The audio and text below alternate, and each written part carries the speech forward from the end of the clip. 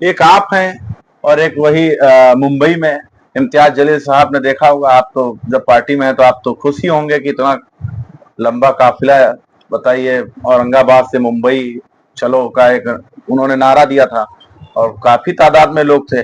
یعنی وہاں رام گری ہے، یہاں یتی نرسمہا نند ہے، تو آپ کو بھی کچھ اتنا بڑا کر دینا چاہیے کہ مطلب شانتی پوروک.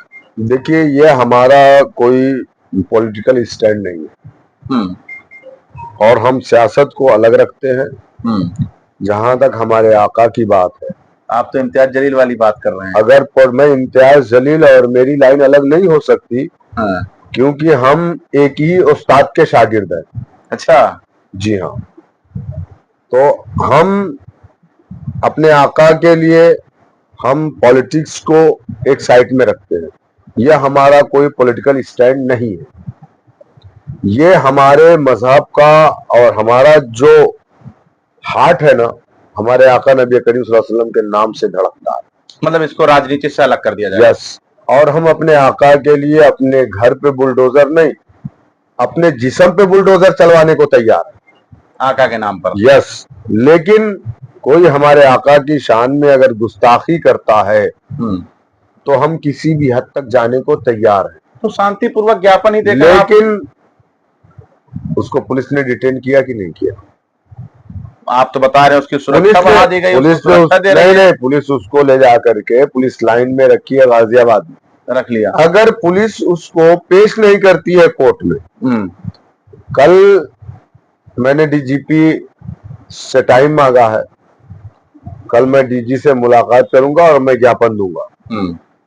اگر اس کو جیل نہیں بھیجا گیا، اگر اس پہ NSA نہیں لگایا گیا، تو اسی لکھنؤ میں ایک اتنا بڑا پروٹیسٹ ہوگا کہ آپ کو ہندوستان کا ہر ایک پروٹیسٹ چھوٹا دکھائی پڑے گا انشاءاللہ. مطلب آپ ممبئی میں جو ریلی تھا اس کو بھی لگ رہا ہے کہ آپ پیچھے چھوڑ دیں گے. میں کوئی کمپٹیشن کی بات نہیں کر رہا ہوں.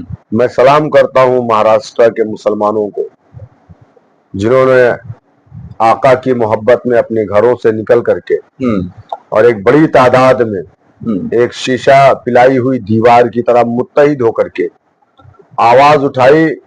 اور ہندوستان ہی نے نہیں، پورے دنیا کے مسلمانوں نے اس کو دیکھا کہ ابھی 1% بھی اکٹھا نہیں ہوئے ہیں. تو ہماری یہ طاقت ہے.